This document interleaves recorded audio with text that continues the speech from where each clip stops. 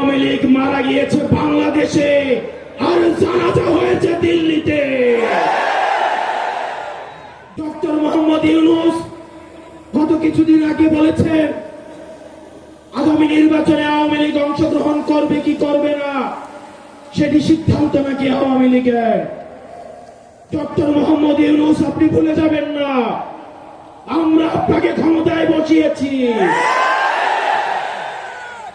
আওয়ামী লীগ নির্বাচন করবে কি করবে না, আওয়ামী লীগ আসবে কি আসবে না, এই সিদ্ধান্ত নিয়েছি আমরা।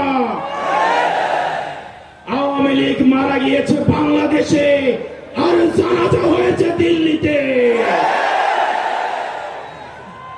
আমার ভাই আবরার এবং শহীদ আবু আলিফের রক্তের উপরে পাড়া দিয়ে এই আওয়ামী লীগ বাংলাদেশে আসবে না।